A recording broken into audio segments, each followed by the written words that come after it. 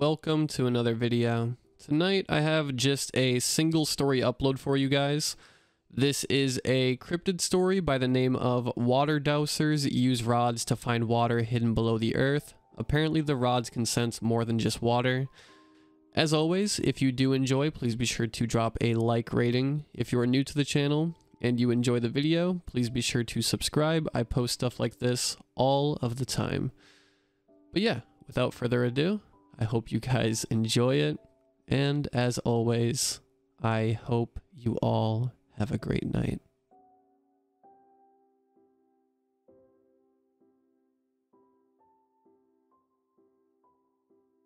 My aunt was a water dowser. She passed away several years ago. My uncle and I were reminiscing while looking at some old photos and reading some of her journals she left for posterity. I came across this entry and didn't know what to think of it. I showed my uncle. He was bewildered, but then appeared pensive and upset, and wouldn't answer any of my questions. My uncle doesn't know I took pictures and transcribed it from her cursive. Hard to read on old paper. I may have botched a few sentences. Please don't judge me for taking the liberty of sharing this. The thought of this story and keeping this secret has been haunting me, and I just needed to share it. Water divining did not come as natural to me as it did for my grandfather. He could reveal a well in Death Valley at the peak of summer. My sisters and I were told the gift skipped a generation, but I fear it may have skipped too. I didn't even know what I was doing out there, sweating under that Arizona sun. Scouring that wasteland with dust sweeping into my nostrils was not a picturesque weekend for a young 24-year-old. That valley, it felt void and lifeless. To say Balsam Ranch had seen better days would be an understatement. I found myself speculating about the origin of its decrepit solitude. Why had someone settled here in the first place? I asked myself. I was miles from the nearest semblance of civilization. An uneasy feeling in my gut made me wonder if something horrid happened to the original occupants. Perhaps a tragic history still embedded in the land was interfering with my rods. After an hour, I had still found nothing. No water anywhere. What secrets lie here? I wondered. I shook my head and decided my superstitious inclinations were just making excuses for my inability to find water. I knew it was most likely abandoned because the previous well dried up. Perhaps the underground waterway shifted, which should have meant it was still there. I needed to find it. No need to get spooked over nothing. But I had known this contract would likely be futile when it was offered to me. I shouldn't have accepted it, despite the monetary reward, should I discover a well. Besides, something had been unsettling about the way the new owner had smiled at me while looking me up and down. Perhaps my sense of detecting creeps was more reliable than that of finding water. I should have listened to it more. Then again, jobs were scarce for a half Navajo water dowser, especially one of my gender. You would think people living in the desert would take what they could get when it came to finding water. The rods jolted, and I felt my heart pause, skeptical that the phenomena had worked. It never ceased to amaze me. My body remained motionless, suspended in time with my right heel only partially planted in the maroon dirt. The rod swayed freely in the absence of wind. I slowly planted my foot into the earth and encroached further into the barren property. But the rods showed no further indication of life. I continued. The sunlight was dying, and only a crimson tint remained on the evening sky. Ambiguous shadows appeared at the fringes of the desolate ranch, and I convinced myself that some childish fear of the night would not dishearten me. Still, my thoughts yielded to that inevitability of a memory that always managed to seize my mind when the setting was right. My grandfather's story. The one he'd told me in private. The one he said he'd never share with anyone. But he had shared it with me. The rods detect more than water. There had been a hauntingly sober warning in his tone. a discordant melody to the moonlight's gleam in his loving eyes. What else do they find? I asked, my teenage self hopelessly incapable of resisting his tall tales. He must have sensed doubt or amusement in my question because his face turned to stone. After an uneasy silence, I swallowed and asked again, What else, grandfather? The crackling fire had quieted, slowly turning into embers. The musky aspen smoke finally parting to give our faces relief. I took deep breath of the cold, clean air that stung my lungs. The rods find water when they sense disruption, he said. But many things cause disruption. A mineral? I asked. Again, there was silence as if grandfather was contemplating whether he should continue. A pack of coyotes howled in the distance, and I noticed his grip on his Winchester rifle tighten. It was strange. Coyotes typically evoked a sense of appreciation of nature in my grandfather. No, he said finally. Terror, pain, hate, fear, all kinds of evil. The rods can detect those? I asked, confused. That which carries it. He replied, that which walks between our worlds, like a stream underground. It goes unseen, but like the water, it's never far. I understand, I said, pondering his wisdom. When I hold hate or jealousy in my heart, it's like a poisonous stream. Duda, he spoke harshly. The Navajo usually only came out when he got particularly frustrated. He must have seen the embarrassment in my eyes. Duda, he said again softly. No, in this story, the monster is real. I became uneasy at my grandfather's seriousness. I prayed he was joking or trying to tease his granddaughter, but he wasn't. I've seen it.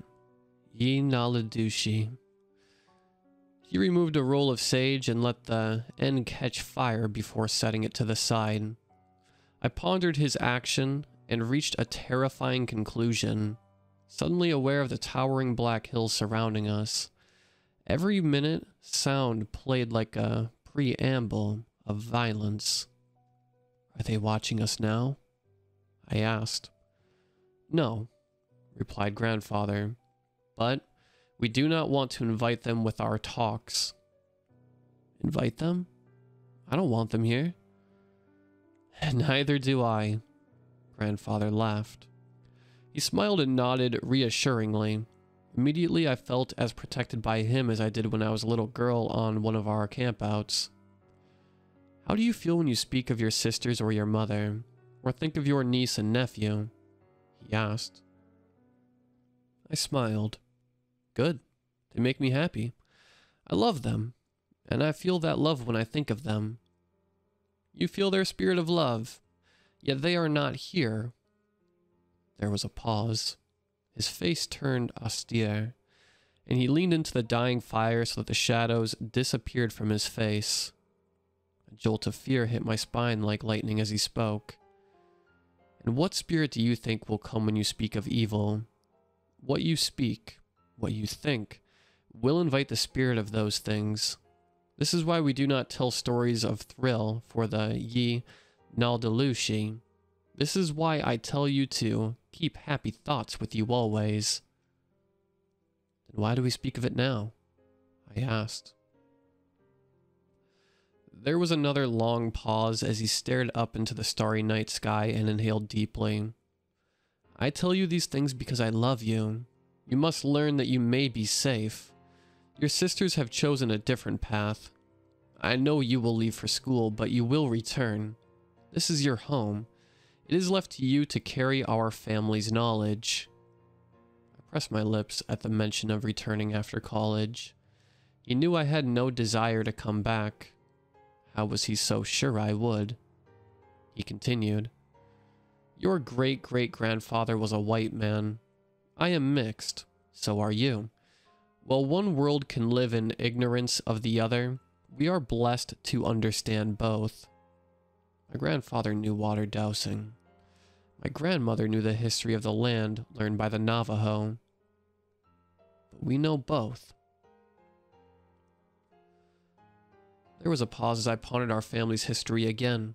I had heard it so many times before, but this was the first time I understood why grandfather was the best water dowser in the West.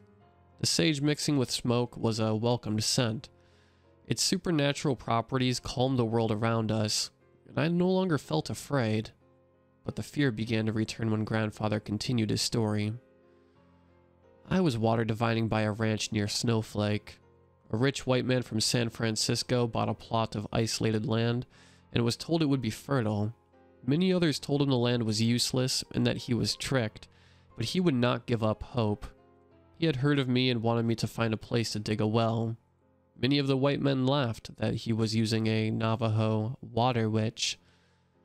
In my pride, I knew I had to prove them wrong no matter how long it took.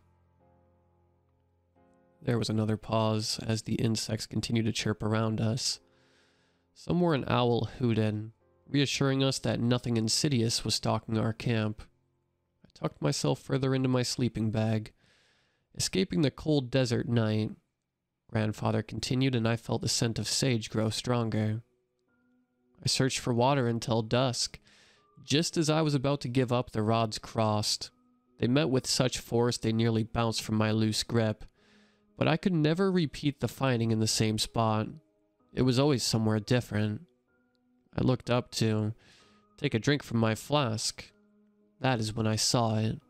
That evil creature. Perversion of nature. My thoughts were interrupted as the rods crossed almost violently. I paused. Inexplicable dread filled my soul as I stared down at what should have been a welcoming sight for any water dowser. The hair on my neck and arms stood up, an ancient alarm for danger. I knew something was watching me. I dropped my rods and turned as I pulled my .38 special and aimed it into the dimming desert behind me. The sun was still half an hour from setting, so I didn't need my flashlight. Not yet. I scanned the sagebrush thoroughly. Balsam Ranch was just as eerily quiet. The brush and ocotillo cactus stood motionless, like a backdrop painting made by Wile E. Coyote. The color felt shallow and disturbed me oddly. Everything felt superficial as I had entered a museum with wax figures. The life in the place was draining. There was a decrepit ranch house with a window blind hanging partially on one side. The act played out before me like a trite western scene. I watched the window blind creak open and close suddenly, but the sight slung my heart with fright. There was no wind. I slowly walked toward the abandoned house, trying to keep the sand silent beneath my boots. My eyes darted down to my .38 special, quickly spotting the brass shining in the cylinder. Easing my mind that my weapon was indeed loaded, I looked back at the window. I paused several feet away, not wanting to continue. I knew I needed to prove myself. The house was safe, or I'd be looking over my shoulder the rest of the evening. I pointed my handgun through the window as I peeked inside. It was empty, the dust undisturbed. I turned to leave. Unexpectedly, I recognized a face staring at me in the brush. My heart felt like it burst, and adrenaline flooded through my extremities to my fingertips and toes. I realized the image I saw and laughed softly. "You scared me," I said to the coyote. I was relieved, for it meant there was some life in that godforsaken place after all. She continued to stare from a distance, concealed in the brush. I lowered my snub-nosed revolver. I turned back to where I left the rods. This time I made more noise as I went. I looked back as I walked, fully expecting the coyote to have taken her leave, but she was still there, staring. She hadn't moved. Not an inch. That painful feeling that something bizarre was taking place began to loom in my mind, but I pushed it out. "One marker down," I said to no one. One more to find. Then I had to discover where the two streams met. If I finished before nightfall, I told myself, I wouldn't have to drive 3 hours that way again. I licked my lips and tasted the salt from the sweat of my upper lip. Granules of sand mixed with it and stuck to my teeth. I spat and wiped my face with my sleeve, pushing my straight black hair from sticking to my face. I holstered my revolver and picked up my grandfather's rods. Longing to begin my long drive home, I looked back at my pickup parked just outside the barbed wire fence, nearly 100 yards away. I didn't trust the rubble-ridden road with its rusty nails and screws. I considered that some careless farmer must have dropped his shipment years ago. I held the rods loosely in front of me as I retraced my last steps, clearing my mind like grandfather had taught me so that I wouldn't subconsciously control the rods. I thought of my niece and nephew again. Immediately the rods crossed as if guided by the wills of a phantom. It was over the same location. Removing a marker from my pouch, I stuck it into the earth and continue. Almost immediately, I felt static in the air as the rods crossed again. I felt a flood of relief and thought I might finish soon, but I was wrong. I followed the pathway of the two hidden streams, but they did not intersect. I continued where I left off and found a third stream. I placed another marker, but this stream ran parallel to the first two. Still no intersection. Faithfully holding the rods in front of me like a guiding cane, I continued, clearing my mind of my surroundings. I felt the rods cross a fourth time and, again, placed a marker. And again the streams did not pass. Son of a bitch. I cursed. Why were none of those streams crossing? I imagine the shape the bedrock must have taken to form such long, parallel lines without allowing the water to intersect. The markers had too even a space to have been chance.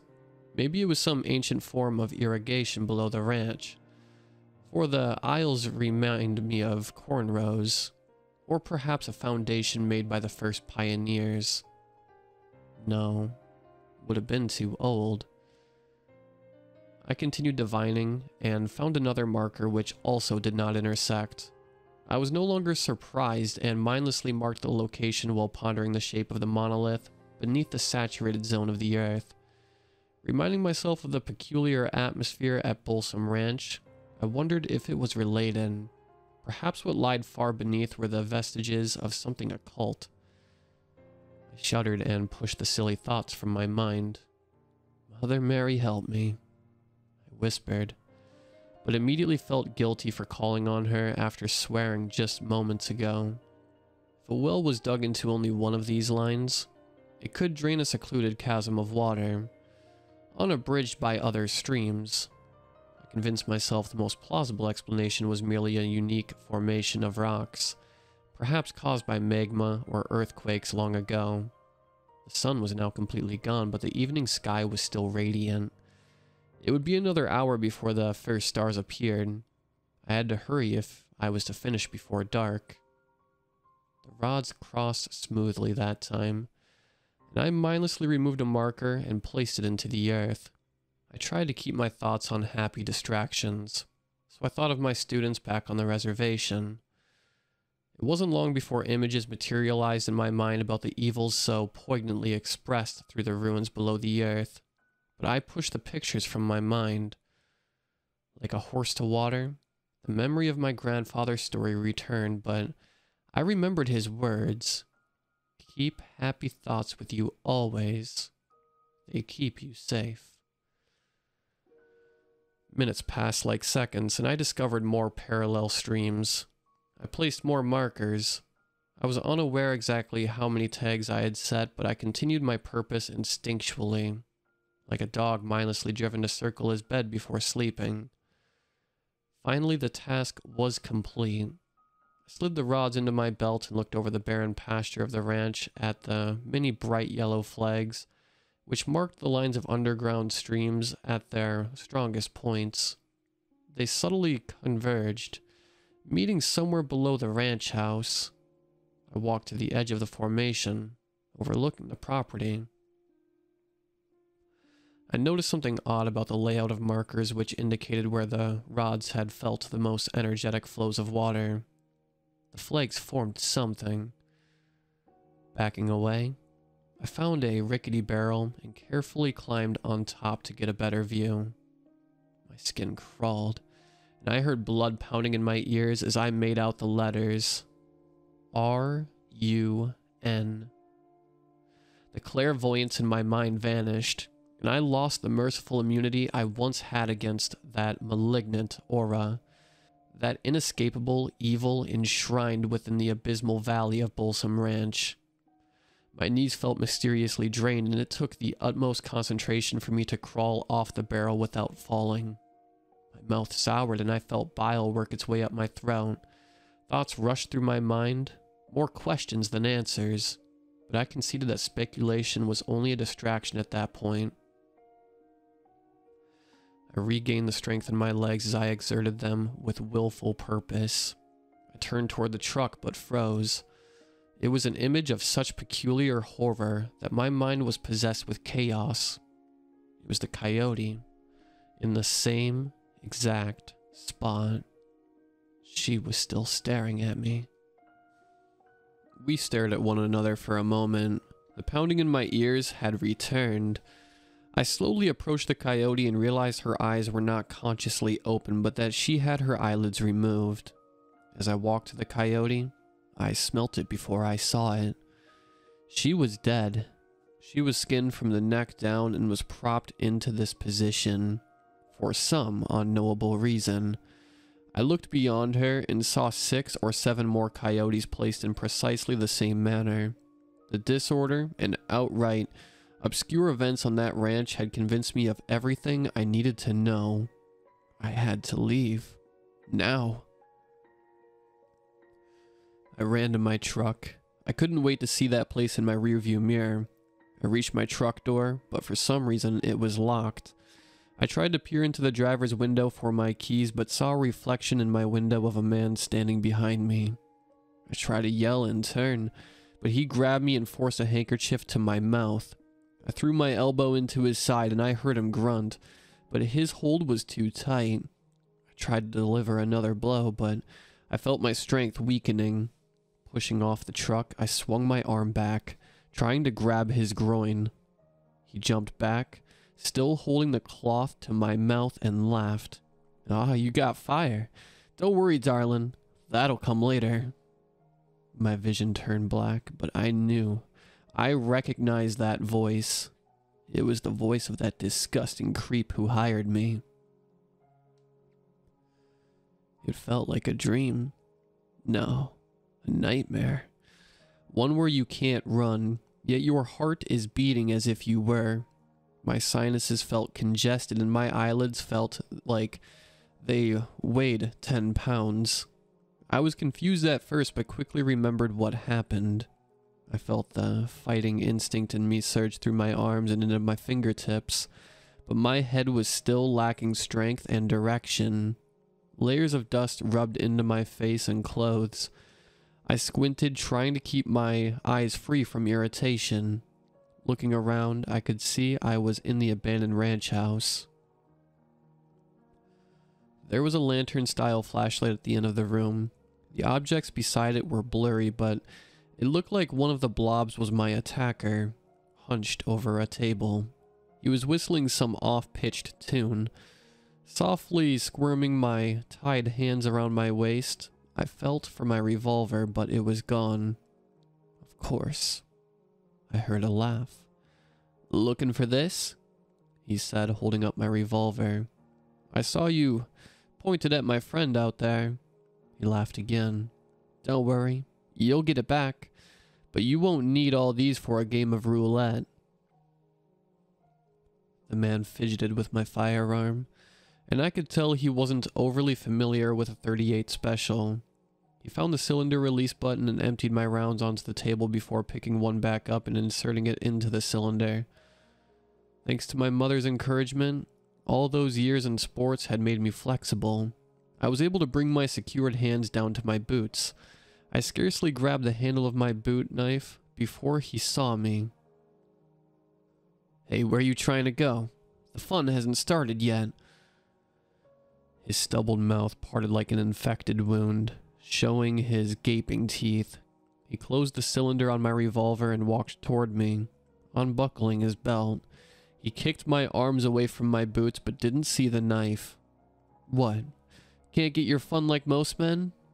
I asked, trying to cut the rope around my wrists. No girls willing to take you home? I could tell in his eye that he couldn't stand my patronizing tone, but he quickly gained control of the conversation. Nah, he said unbothered. Feisty women like you are more fun this way. Right. I'm sure you're a regular Casanova, I said, trying to get him to speak longer. The knife fumbled in my hand, but I managed to hang on to it.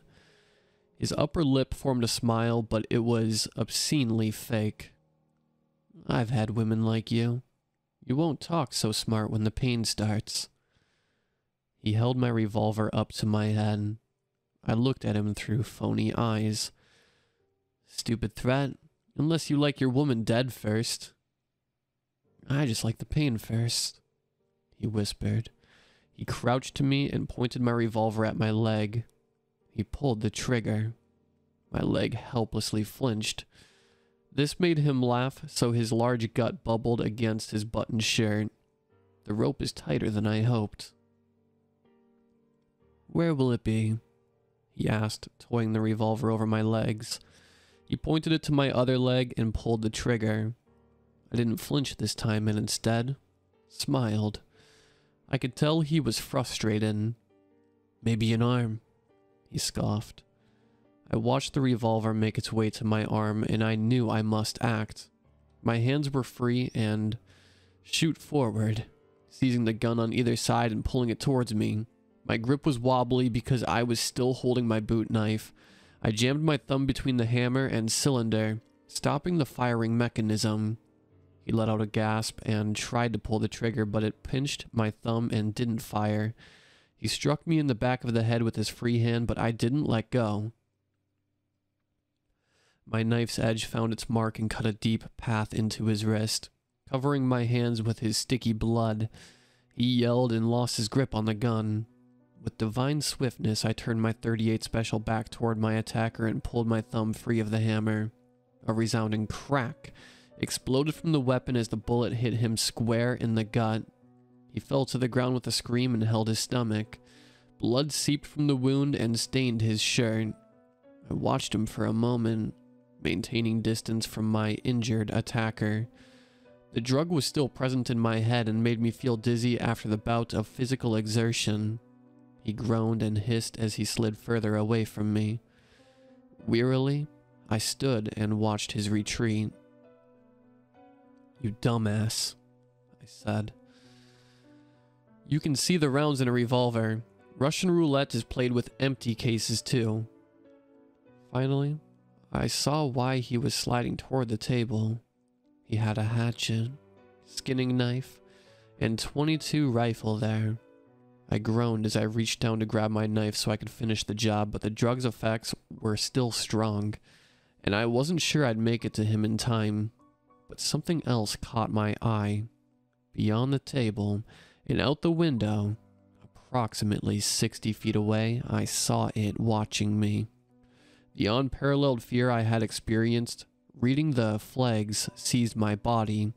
I lost the ability to hold a single coherent thought. Only one thing repeated in my mind. It can't be real. I commanded my body to move, but I was frozen. I knew there was another, nearer threat in the same room just feet from his rifle. But it was no longer important. There was a soul, abhorrent truth that was petrifying my mind. Wickedness is wearing skin. The primordial figure stood like a human, but without a shred of humanity. It was nearly as tall and as muscular as a bear. Its head was the silhouette of a skull of a once mature buck. Its large antlers reached into the night like bat wings, while its two needle-like eyes radiated like glowing pearls against the brim of its slit, bony nose. Its foggy breath flowed into the cold desert air, carrying the light from its eyes. expanding like a spirit's body until it dissipated. My attacker reached the table and pulled himself up with labored breathing. He grabbed his .22 rifle but froze. I knew he was seeing that same horrifying enigma that had pierced my soul. What the fuck? His question was cut off by a terrifying chromatic screech, echoing through the valley like my ancestors' war cries. We both watched as this perversity of nature lowered itself to the ground. On all fours it charged at the house. I had no time to contemplate the paranormal absurdity of this creature's existence, nor to confront the disbelief within me. Currently at war with everything my physical senses were experiencing. My revolver was empty, but I was not hopeless.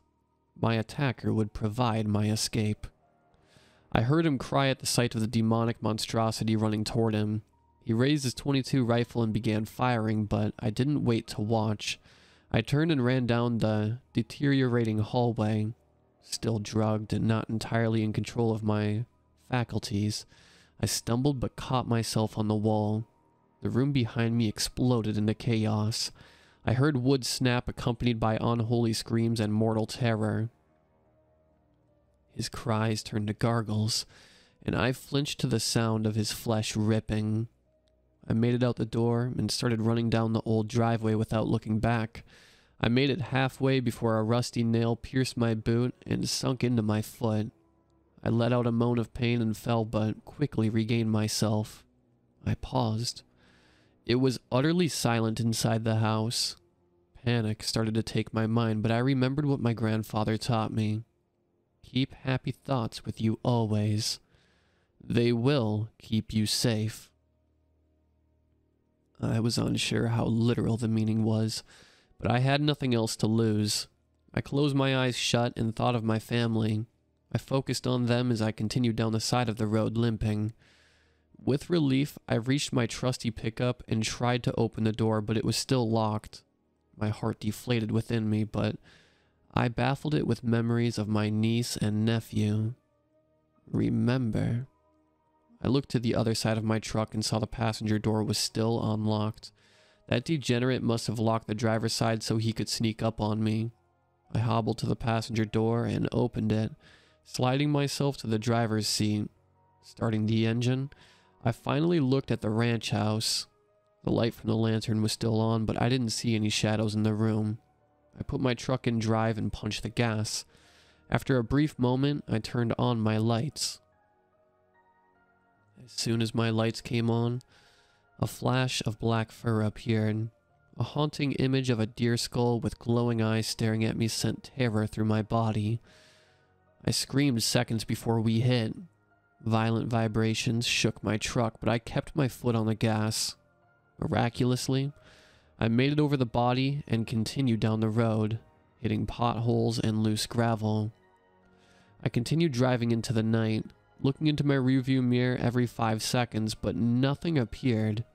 Each time I looked up, I expected to get transported back into the hellish nightmare I just escaped, but it never happened. I was shaking as I drove. After 2 hours of driving, I reached Flagstaff, home of the nearest 24-hour hospital. The rest played out like a hazy dream. White lights and clean scrubs surrounded me. It was apparent I looked horrific because the nurse at the front desk was immediately concerned about my well-being. I tried to talk, but all I managed to get out was, "He tried to."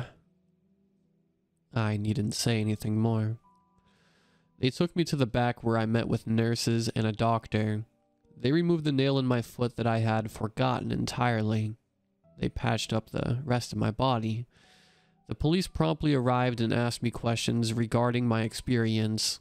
I felt like I was on autopilot because no part of the conversation stayed in my mind. Eventually they gave me a room where I washed and fell asleep. I slept through to morning, or plausibly noon, judging by the amount of light that was coming through the window. I drearily opened my eyes. I saw my sister sitting in a chair next to me, asleep. I smiled and reached out to grab her hand. My sister woke up startled at first. She looked at me with pure love and joy. She rushed to my bed and we gave one another a long, tight hug. "Mary," she started to cry. "Oh, hush, Jenny," I said. "I'm fine." "I know, She inhaled sharply. "I just love you." "I know," I said, still holding her. "I love you too." After a moment of reassurances, there was a knock on my door. It was the detective. "Can't this wait?" My sister asked with an impatient tone. "No, it's fine," I said. "I want to help." "Maybe you should get a lawyer first," said Jenny. I nodded for my sister to leave, and she reluctantly did. A white man in his early 30s entered the room, notepad in hand. "Thank you," he said softly. "You answered most of our questions last night, and it's been a great help. I need to ask a few more questions now that we've been to the scene." "Sure," I replied. But a burning question came to my mind. "Did you find the thing?" The detective's eyes narrowed, pondering the nature of my question. Your attacker?" he asked. "We found several strange things out there." I sighed. He would have known what I meant if the body had still been there. I just wanted the validation that I wasn't crazy, that I had seen what I know I saw. He sensed the disappointment in my eyes and tried to offer reassurance. "Your attacker is there." "He's alive?" I asked in silence. No," replied the detective with a nervous laugh. "I'll put it this way. In my 12 years of law enforcement, I have never been more sure of a deceased call." I nodded my head. He continued. "We found 14 other bodies out there, all women. It looked like wildlife had eaten most of them. This guy was the real deal, real evil. But you stopped him. You saved future victims." I nodded but again remained silent. The detective continued. "It's obvious there was something much larger out there. An animal probably of some kind. It was at the scene with you last night, as you had mentioned. Honestly, our guys and gals are completely stumped at what it could have been." I held my tongue, choosing not to volunteer more information on the matter. It's not like he would have believed me. Or so I thought. But this detective, there was something about him. An aura. An instinct. A gift. Whatever it was, he knew there was more. And I felt him wanting to believe. "I know you don't want to tell me," he said. "I've worked alongside the police on the res. I know you won't tell me because I'm a cop, but I'm not asking for me. I'm asking for them." He pointed out the window. There was a pause as he struggled to tell me the next part. "This is not the first scene like this I've come across. Those obscure animal marks, mixed patches of fur, human footprints mixed with beasts. Gory puncture wounds mixed with human bite marks. I need to know. Please." I paused and looked out the window, trying to find the right words. "Perhaps if we knew one another better, I would tell you." I heard him sigh in defeat, but something made me continue. "I would tell you how old this land is, and the many secrets that lay buried out there.